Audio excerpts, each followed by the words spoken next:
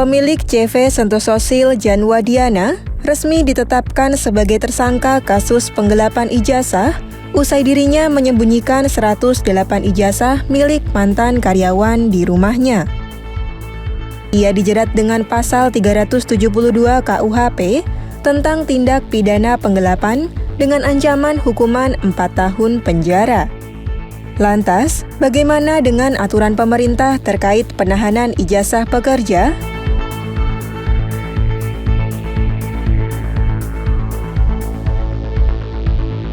Kementerian Ketenagakerjaan resmi melarang perusahaan untuk menahan ijazah ataupun sertifikat kompetensi karyawan. Penahanan hanya boleh dilakukan sepanjang perusahaan membiayai pendidikan dan pelatihan kerja karyawan yang bersangkutan. Larangan itu dimuat dalam Surat Edaran Menteri Ketenagakerjaan nomor M-HK.04.00/5 tentang larangan penahanan ijazah dan atau dokumen pribadi milik pekerja atau buruh oleh pemberi kerja yang dikeluarkan pada Selasa 20 Mei 2025.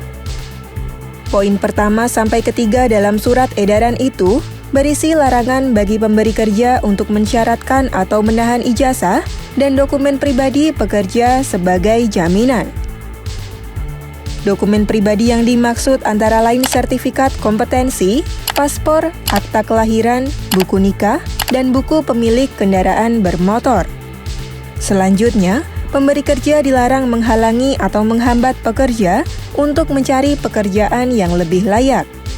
Sedang pada poin keempat, disebutkan bahwa dalam hal adanya kepentingan mendesak yang dibenarkan secara hukum, untuk persyaratan penyerahan ijazah dan atau sertifikat kompetensi hanya dilakukan dengan 2 ketentuan saja.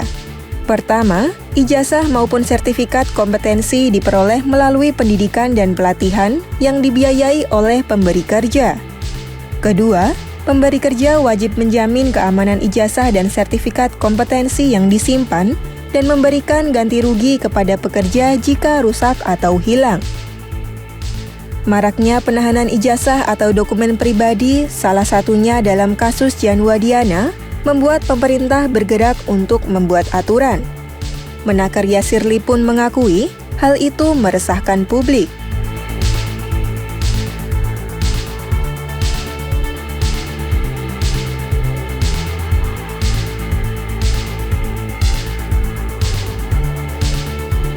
Sementara itu, Presiden Asosiasi Serikat Pekerja Seluruh Indonesia atau Aspirasi Mirah Sumirat berpendapat ada kesan sikap ambigu dari Kemenaker dalam poin keempat surat edaran yang memberikan pengecualian.